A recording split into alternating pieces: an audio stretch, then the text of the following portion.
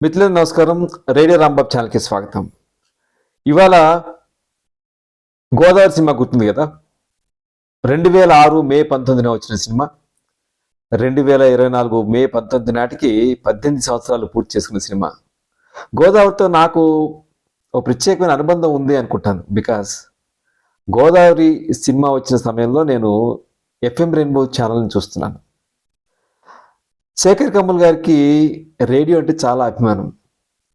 సరే, ఆనంద్ సినిమా అప్పుడు నేను లేను, కానీ ఆనంద్ సినిమా తర్వాత రెయిన్బో స్టార్ట్ చేసిన కొత్తలో 2005 డిసెంబర్ 25న రెయిన్బో మొదలైంది. అప్పుడు ఒక వారం 10 రోజుల్లోనే వారిని పిలవటం జరిగింది రేడియో స్టేషన్కి. చాలా సంతోషంగా వచ్చారు ఆయన. అప్పుడు రేడియో ఎలా చిత్రాన్ని చిన్నప్పటి నుంచి ఇన్ఫ్లుయెన్స్ చేసింది, రేడియోలో లలిత గీతాలు ఎంత ఇష్టమో, దేశభక్తి గీతాలు ఎంత ఇష్టమో, ఇవన్నీ ఆయన చెప్పారు. అలా రేడియో అంటే ఉన్న ప్రేమతో శేఖర్ కమ్ముల్ గారు 1-2 సార్లు వచ్చారు. అప్పుడు మేలో రిలీజ్ అయింది కదా. 2006 ఉగాది నాడు మేము రెయిన్బోలో ఒక ప్రత్యేక లైవ్ కార్యక్రమం చేసినప్పుడు ఆయన గోదావరి పాటలు అప్పటికి ఇంకా రిలీజ్ కాలేదు. ఆయన ఏం చేశారంటే ఒక చిన్న సీడీ తెచ్చి ఉన్న ఒక 3 పాటలు 4 పాటలు ఒక ఈచ్ 1 minute నుంచి 1.5 minutes అంటే నిమిషన్నర సేపు ఉన్నటువంటి పాటల్ని ఒక 3-4 తీసుకొచ్చారు ఆయన. తీసుకొచ్చి రేడియో మీద ఉన్నటువంటి ప్రేమతో ఈ పాటలను మేము ఎక్కడ రిలీజ్ చేయలేదు, కానీ రేడియో శ్రోతల కోసం ఈ పాటల్ని నేను వినిపిస్తాను అని చెప్పని గోదావరి చిత్రంలోంచి ఒక 4 పాటలు నాకు గుర్తుంది. ఆ 4 పాటల్ని నిమిషన్నర మించకుండా ఆయన ఒక లైవ్ ఫోన్ ఇన్ ఎఫ్ఎం రెయిన్బోలో మాట్లాడుతూ ఆ పాటల్ని ఆయన వినిపించారు. అదొక అనుభూతి నాకు గుర్తుండిపోతుంది.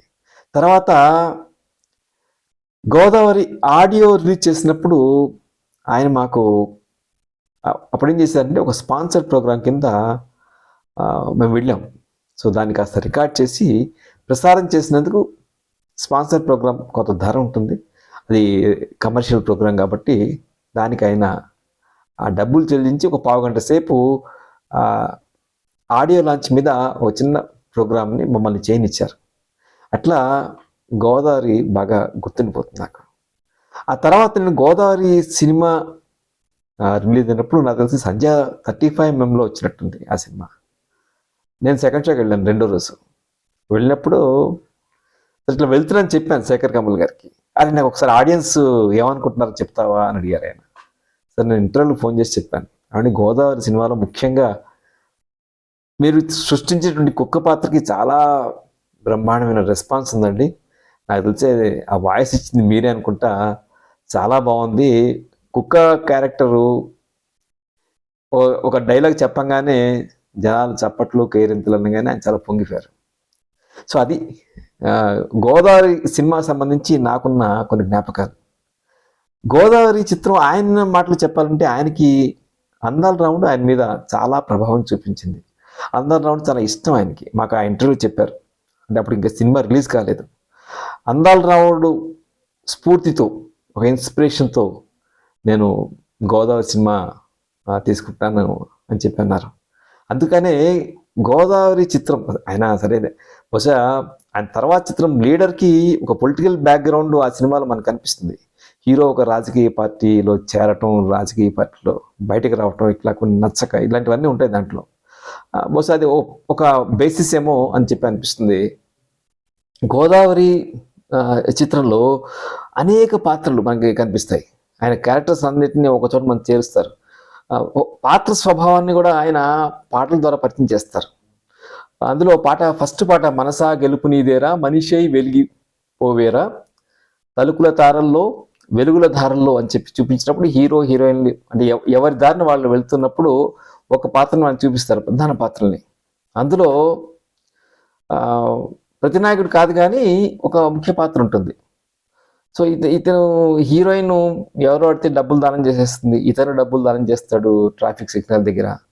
అట్లా ఒక బిచ్చగాడు వచ్చి ఆ ప్రధాన ఇంకో పాత్రని అడిగితే అతను వెంటనే అతను పోలీసు అతను అనమాట, చెప్పడు కానీ పోలీసులు వచ్చి వాళ్ళందరినీ తీసుకెళ్ళిపోతారు. అంటే ఒక పాత్రని పరిచయం చేయటం ఒక పాటలో మనం చూస్తాం.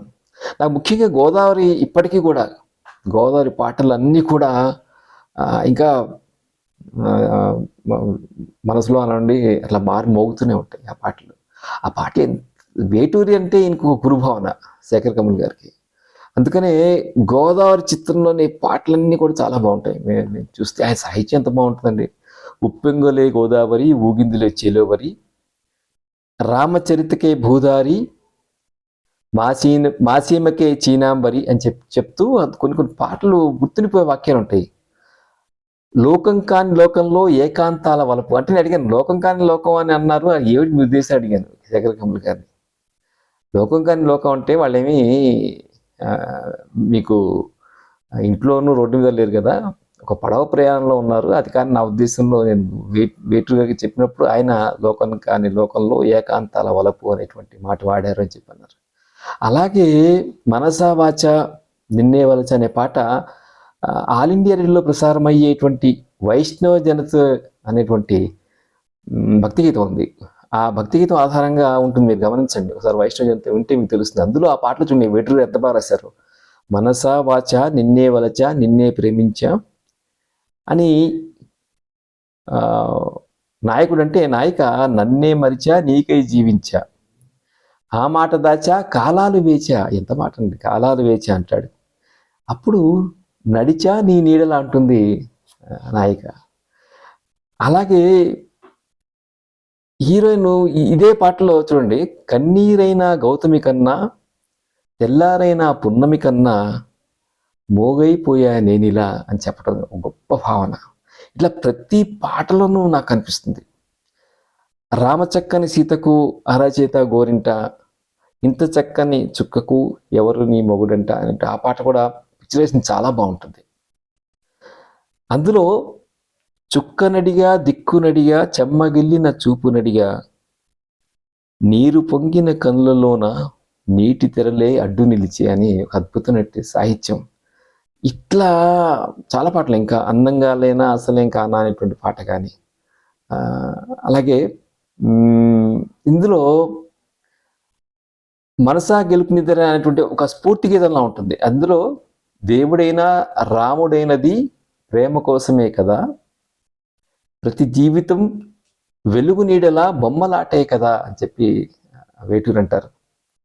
ఆమెనొస్తే కొమ్మలన్నీ కోయిలమ్మలే కదా, ఆమె నీకై సాగి వస్తే ప్రేమ ఋతువే సదా. వాహ్, వేటూరి అనిపించక మాందు. వేటూరు అంటే అంత అభిమానంతో శేఖర్ కమల రాయించుకునేవి. అలాగే రాధాకృష్ణను శేఖర్ కమల అద్భుతమైన కాంబినేషన్. ఆనంద్ తర్వాత గోదావరి. ఐ థింక్ ఈ తర్వాత వాళ్ళిద్దరు ఇంకా కలిసి పనిచేసినట్లేరు. అంటే గోదావరి అంటే ఆనంద్తో ఒక మంచి కాఫీ లాంటి సినిమా అనేటువంటి బ్రాండ్ తనకు ఎస్టాబ్లిష్ చేసినటువంటి శేఖర్ కమ్ముల గోదావరితో ఎలా పలకరిస్తాడని చెప్పి చాలామంది చూశారు. గోదావరి సక్సెస్సా కాదంటే నేను చెప్పలేను. గోదావరి ఓవర్సీస్లో అద్భుతంగా నడిచింది అని అంటారు. ఇక్కడ ఆనంద్ స్థాయి హిట్ కాకపోవచ్చు కానీ డెఫినెట్గా ప్రేక్షకుల్ని ఆకట్టుకుంది. కానీ ఇప్పుడు నేను చూశాను మళ్ళీ ఒకసారి గోదావరిని, ఈ సినిమా రివ్యూ చేద్దామని చెప్పని, ఎక్కడ కూడా బోర్ కొట్టే మూమెంట్ ఏం కనపడలేదు. అద్భుతమైన రికార్డింగ్. అలాగే విజయ్ కుమార్ గారి ఆల్మోస్ట్ విజయ్ కుమార్ గారు చాలా సినిమాలకు ఆయన చేశారు. విజయ్ కుమార్ గారి ఫోటోగ్రఫీ చాలా బాగుంటుంది. సరే, వేటూరు సాహిత్యం అద్భుతం. ఉన్నికృష్ణ పాడారు మనసా వాచ నిన్నే వలచా నిన్నే ప్రేమించా అనే పాటని.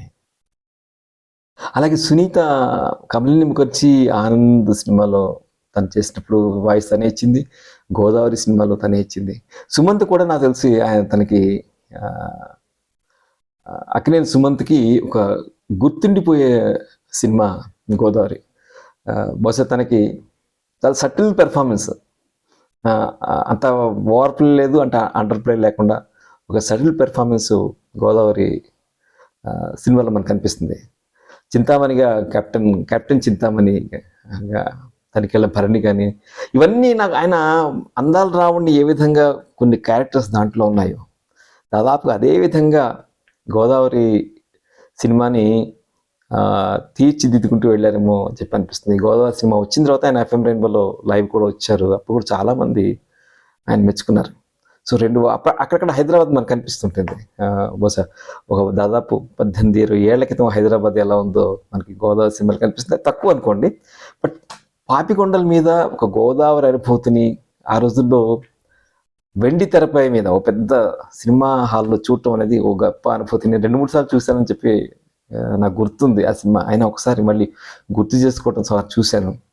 సో అలాంటి గోదావరికి 18 ఏళ్ళు పూర్తి ఆ సినిమా వచ్చి అని చెప్పి ఆశ్చర్యంగా ఉంటుంది. ఆ సినిమా నిర్మాత జీవీజీ రాజు గారు. ఆయనే బహుశా తొలి ప్రేమ నిర్మాత అనుకుంటా. బహుశా ఒక మంచి అభిరుచి కల నిర్మాత. శేఖర్ కమ్ముల తీసేటువంటి ఒక మ్యూజికల్ తర్వాత తను కొంచెం బాణి మారింది, కానీ మనకు ఆనంద్ ఎక్స్టెన్షన్ లేదా ఒక శ్రీరామ్ అనే పాత్ర, అలాగే సీత అనే క్యారెక్టర్, ఈ రెండింటి మధ్య కొన్ని ఎగోస్ కానీ ఆయన దాని చుట్టూ గోదావరి ప్రయాణం చుట్టూ, అదే గోదావరి ఒక ప్యాకేజ్ టూర్ 10 రోజుల పాటు అనేటువంటి ఒక కాన్సెప్ట్ తీసుకుని గోదావరి సినిమాని అందంగా అల్లినటువంటి దర్శకుడు శేఖర్ కమ్ముల. సో మే 19, 2024 సంవత్సరానికి 18 ఏళ్ళు పూర్తయిన సందర్భంగా ఆ సినిమా ఆ జ్ఞాపకాలు గుర్తుకొచ్చి ఇవన్నీ మీతో షేర్ చేసుకోవాలనిపించింది. ఓపికగా విన్నందుకు మీకు ధన్యవాదాలు. ఈ వీడియో మీకు నచ్చితే లైక్ చేయండి, షేర్ చేయండి. రేడియో రాంబాబు ఛానల్కి సబ్స్క్రైబ్ చేయండి. నమస్కారం. Thank you.